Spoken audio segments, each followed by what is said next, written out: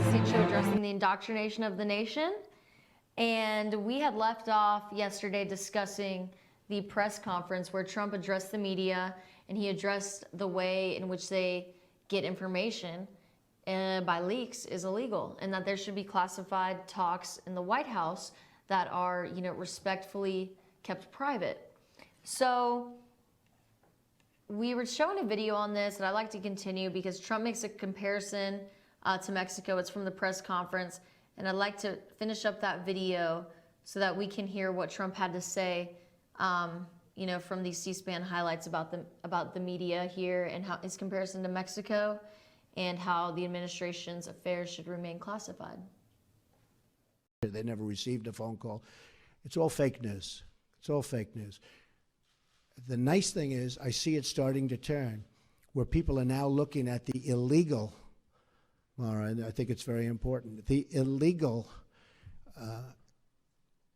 giving out classified information. It was, and let me just tell you, it was given out like so much. I'll give you an example. I called, as you know, Mexico. It was a very, very confidential, classified call, but I called Mexico. And in calling Mexico, I figured, oh, well, that's nice. I spoke to the president of Mexico, had a good call. All of a sudden, it's out for the world to see. It's supposed to be secret. It's supposed to be either confidential or classified in that case. Same thing with Australia. All of a sudden, people are finding out exactly what took place. The same thing happened with respect to General Flynn. Everybody saw this. And I'm saying, the first thing I thought of when I heard about it is, how does the press get this information that's classified? How do they do it? You know why? Because it's an illegal process, and the press should be ashamed of themselves. But more importantly, the people that gave out the information to the press should be ashamed of themselves. Really ashamed. Why did you keep your vice president in the dark for almost 2 weeks? Because when I looked at the information, I said, I don't think he did anything wrong. If anything, he did something right. He was coming into office. He looked at the information. He said, that's fine. That's what they're supposed to do. They're supposed to be, and he didn't just call Russia. He called and spoke to both ways. I think there were 30-some odd countries. He's doing the job. He was just doing his job. The thing is, he didn't tell our vice president properly, and then he said he didn't remember. So either way, it wasn't very satisfactory to me. And I have somebody that I think will be outstanding for the position, and that also helps, I think, in the making of my decision. But he didn't tell the Vice President of the United States the facts, and then he didn't remember, and that just wasn't acceptable to me. Yes. Okay, Jim? Excuse me, I just had to sneeze. I could not stop that. So, Lonnie, you can't cut that out, can you? So, if I seem like I was crying, that video is just so touching. I just sneezed. It may or may not be cut out of this episode. I'm not sure.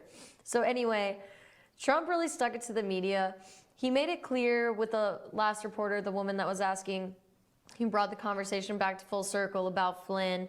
He made it clear that Flynn was just doing his job, and he compares the Flynn call to his own Mexico call, and affirms that administration classified affairs should remain classified.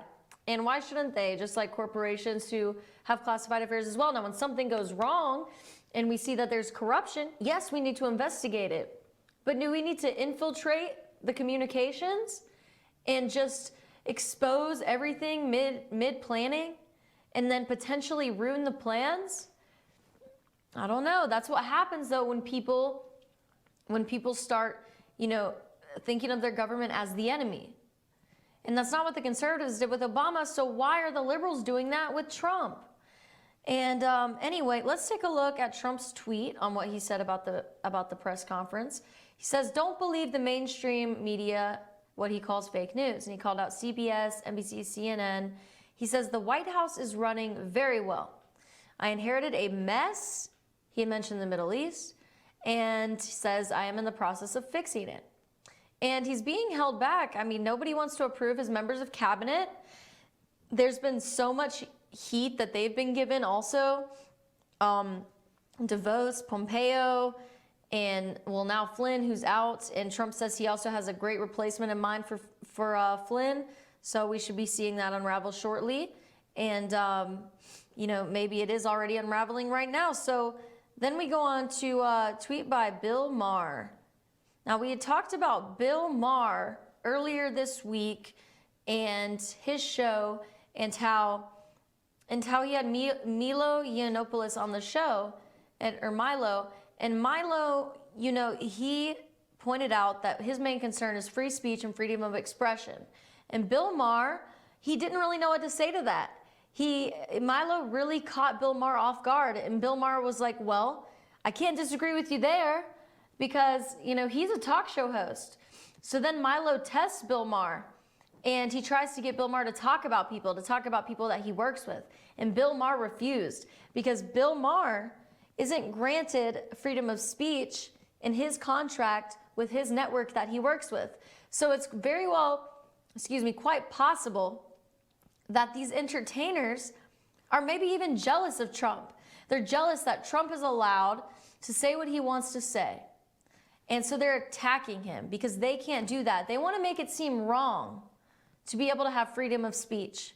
But yet Bill Maher said out loud on his show that he couldn't disagree with Milo on the freedom of speech aspect, but yet he has to refuse to speak freely about certain people, probably because of his contract. Well, like 99.9% because of his contract. He didn't say it on the show, but why else would he refuse? Because what is he afraid of? So someone saying, hey, you don't like me or you think this about me? What is he so afraid of? What is Bill Maher afraid of? By telling the public what he thinks about Sarah Silverman, by telling the public what he thinks about the fellow HBO show host that Milo brought up and asked him to give his opinion about. So I also think it's extremely interesting that right after the show, Bill Maher posts, liberals need to stop taking the debate, which is what Milo Yiannopoulos said on Bill Maher's show. He said that liberals are taking the bait, I sneezed earlier. Liberals are taking the bait. You know, I'm pretty sure that's what Milo said. Taking the bait by people like Bill Maher, by people like Sarah Silverman, by people like anyone you see on Comedy Central or any comedian you watch on Netflix. Not all of them, but most of them are biased to the left. So I thought it was interesting that Bill Maher posts that. I think that almost proves my point that Bill Maher is really not against the conservative party, but he is capitalizing on being against the conservative party. And maybe him doing that is safer than someone else doing it. So maybe he kind of locked it down to, I don't know. There's so many ways this could go. I'll let you come to those conclusions. I don't want to get too far out here. So anyway, Chelsea Handler put out an interesting tweet recently as well that we're going to check out. It says, McConnell says he likes what Trump is doing, but not what he's tweeting. He wants a dictator in the streets, but a president in the tweets. Chelsea Handler's known for being very goofy, and she's another entertainer that I feel, you know, she's a lot more convincing than Bill Maher. You know, when Chelsea Handler speaks about politics, I believe her stances.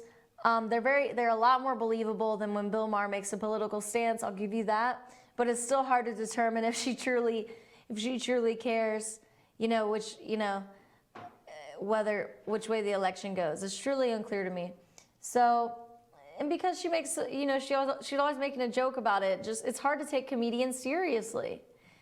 And it's probably hard for, you know, people in their daily lives to take them seriously as well, because they're just, you know, they're joking around all the time. And I know that Chelsea Handler's still single because I stay tuned into her shows. She's not really too great with relationships. She can come off very rude. So, I mean, it's just silly. I mean, it's funny. So, anyway, we got to take a break. We'll be right back with you. I had fun looking over those tweets with y'all. Stay tuned in, and we'll be right back with the Katie Cecine Show.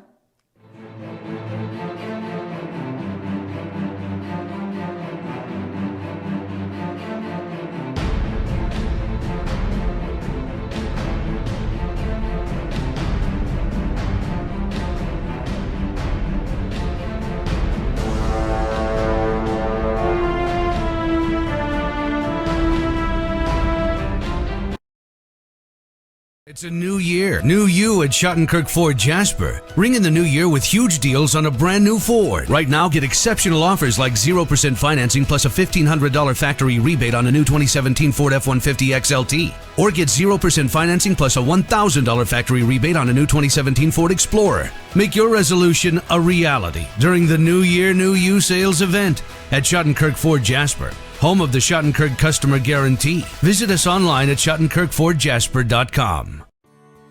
North Georgia Diamond is your source for diamonds. Come on in to view the area's largest selection of fine jewelry at North Georgia Diamond.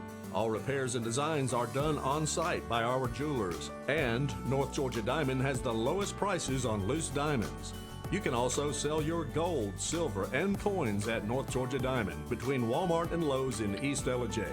Locally owned by Bill and Allison Craig, North Georgia Diamond is your source for diamonds in North Georgia.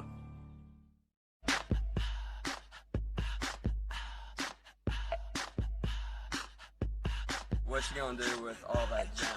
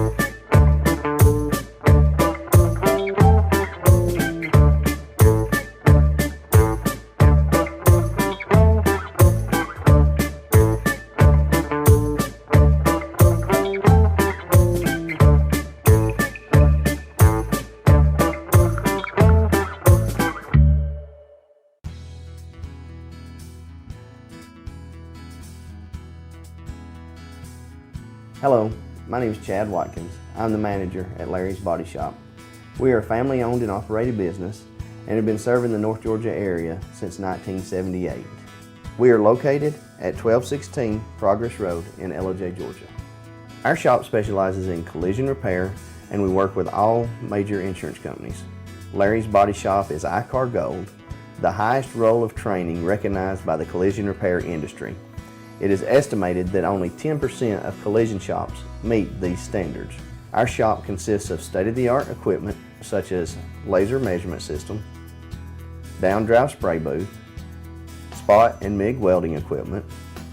All of our paints are mixed on site so that we can guarantee your paint to match every time. I know that having an accident can be a stressful event.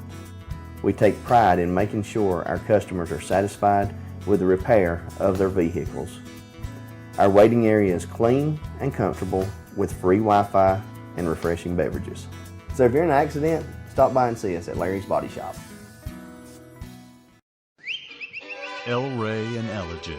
El Rey Mexican Restaurant. Family owned and operated and a local favorite for families, parties, and meetings. Great prices. Friendly service and delicious Mexican cuisine. Patio dining available. Come sing in Carlos's Cantina every Friday 9 to 1. Eat in or take away. Same location for 14 years. Open 7 days at the corner of Maddox Drive and 515. North Georgia's favorite Mexican cuisine. El Rey in Ellijay. Circuit World, brand name merchandise at unbelievably low prices. Furniture, appliances, and electronics. Circuit World is locally owned and operated, serving the tri-state area. Circuit World has highly trained professionals to help. Visit your hometown Circuit World today. 3 locations in Georgia: Ellijay, Blue Ridge, and Blairsville, Franklin, and Murphy, North Carolina. No credit checks, so let Circuit World deliver to you today. Hi, I'm Rhonda the Mattress Lady, and this is my husband Gary, owners of Mattress Overstocked in J next to Walmart. And we want to earn your business. From the time you walk in our door to the time we deliver your new mattress to your door, you will see the difference. Our selection and prices are the best in North Georgia, and customer service is our top priority. So y'all come on in and let us help you find the right mattress at the right price. That's Mattress Overstocked in J next to Walmart.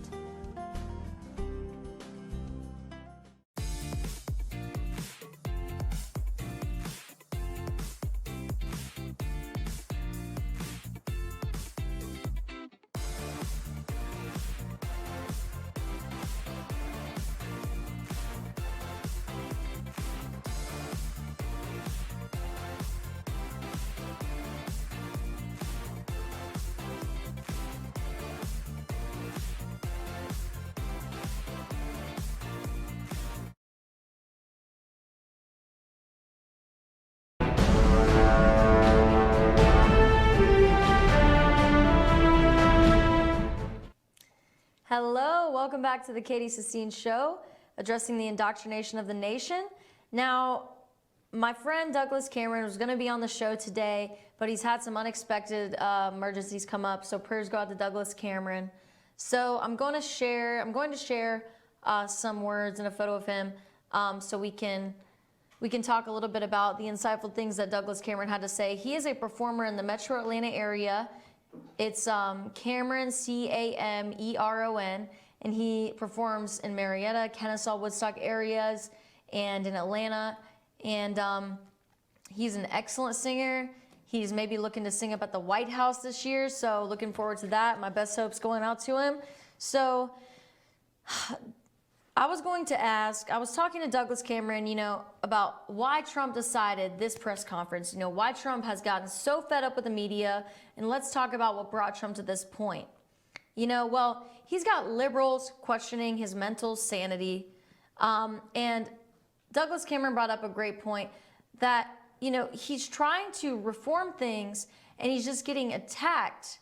Like, people are coming at him like vultures.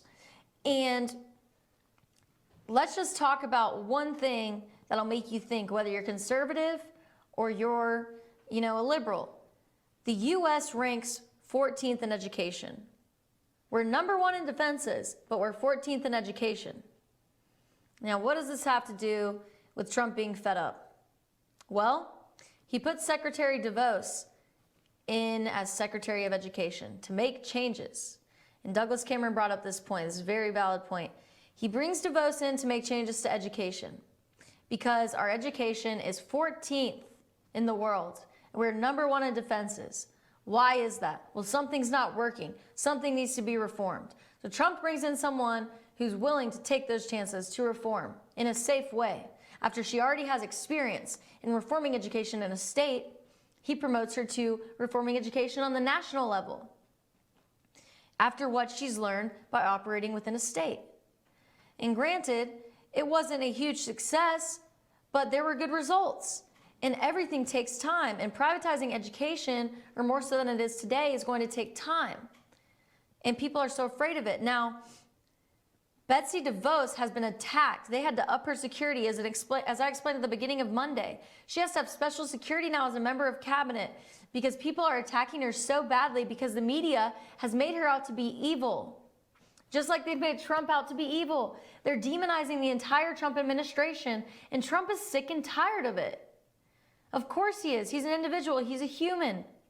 So he's putting people in who want to make positive change where our country, it's completely obvious that our country needs this reform. But despite the facts and despite the truth, they're still against him. They're still against him trying to make positive change in the country. It's like they just need to know the truth. It's like they need to research. In high school, I always thought, why aren't I more educated about current events? And why aren't I more educated in the status of our country? They spent so much time educating us with backwards mentalities and a leftist agenda. They didn't spend any time teaching us about what's really going on. So now we have liberals harassing people that are trying to make positive change in the country because they are misinformed. Anyway, so hopefully we'll get DC on the show next week, Douglas Cameron. You can look him up on Facebook and check out his videos on YouTube, etc. So don't forget that, Douglas Cameron, Cameron. So anyway, I want to move on and talk about the OFA. In addition to Trump being harassed by the press overtly, we have to compare him to Obama and think about how Obama was adored by the media. I mean, he was picked on a little bit, but he was picked on like you pick on your best friend. While Trump is picked on like you pick on, the kid who eats in the bathroom because he is, because people will, sit and throw food at him the whole time and he literally won't be able to eat his food in the cafeteria unless he goes to the bathroom. Trump, the harassment upon Trump is that extreme. Whereas the joke, even the little jokes upon Obama were somewhat minimal. And except for the conspiracy theorists on YouTube that, attack everything and everybody, and they're skeptics of everything because you put out whatever on the internet.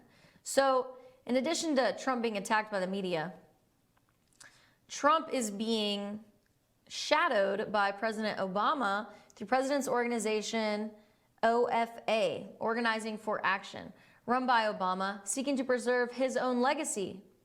The problem with that is he's not president anymore. He already had a chance to leave his legacy. That was Obamacare. He already tried to be a father to all the children of the nation and take the place of God. But that can't be done because already a God exists. So, anyway, the OFA was set up by Michelle and Barack Obama in 2013. He has been planning this. He knew that a conservative was going to get in the White House. Statistics show after 2 terms in a row of having a Democrat in the seat, there's only about a 30% chance that a liberal is going to be, or a Democrat is going to be in the seat again on a 3rd term of having Democrats in the White House seat. So it was likely that Trump was going to win the race from the get-go. I thought it was because of the statistics and also because of his excellent campaign methods. So Obama has been planning this because he knows and he knew the likelihood, and he knew the likelihood of Clinton running as well. So the OFA is called an organization for community activists, community organizers. It's supposed to promote progressive ideals and, getting people together to oppose Trump and to oppose Trump's agenda. They're basically trying to be what the Tea Party was about 10 years ago and start a huge movement and then take over the White House in maybe another 8 years after Trump gets out and try to get Obama's agenda back to where he left off, which is being dismantled right now. So that's going to be a very difficult task. Obama also advertises, he advertises OSA, he advertises connect.barackobama.org as well. This site connects grassroots activists. I believe it's, an entity of OFA, Organizing for Action. So you can also sign a petition on OFA, pushing about congressional leaders pushing for the repeal of Obamacare. You can sign a petition against that. They're also fighting for other causes that Obama overtly supported. We can take that photo out. It was very clear that Obama is setting up a shadow government, and he's not ready to let go of his presidency, and he's very, he's extremely adamant on keeping his agenda relevant. So Obama actually has an army. He has an army of agitators of about 32,000 people. And there's a new training summit for agitators in March. And Obama will command his army in a bunker only less than 2 miles from the White House. So as we all know, the media drives the narrative in the country. So it's obvious that, you as a citizen are not informed of the dangers of the OFA and of connect.barackobama.org. But it is very dangerous. Obama is not supposed to, is really crossing over the line. He's not supposed to disrespect a new presidential term. We're supposed to have a peaceful transition of power in this nation. Our nation celebrates peaceful transitions of power. So Obama's being also aided in his shadow government by his army of agitators of over 30,000, and he's aided by paid protesters. The media driving that narrative is obviously concealing the truth of these top-down protests, as we've seen how Soros has been concealed, and the funding that he's given to people has been concealed and just recently revealed. So to put it in perspective, the Organizing for Action, the OFA, is Obama, and it's seeking to preserve his legacy.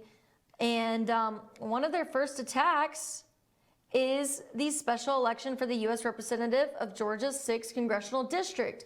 And that's the article that I've covered on FetchYourNews.com. If you look up Fetch Your News, 6th District, Katie Sassine, or just look up Katie Sassine's 6th District, you'll find the article on Fetch Your News. I detail every single one of the 18 candidates, except for one I could not get information on my article, and give a little intro and outro regarding price and other issues. So my next topic that I'll be getting into tomorrow, Friday Fun Day, is going to be very interesting, the Denver International Airport. So stay tuned in for that conspiracy. There's a lot of talk that it is a precursor for the New World Order. Now remember, you can follow me on Twitter at katiefyntv.com, and you can also send me emails of questions, concerns, and comments at katie@fetchyournews.com. I want to thank y'all for tuning in, and I'll see you tomorrow.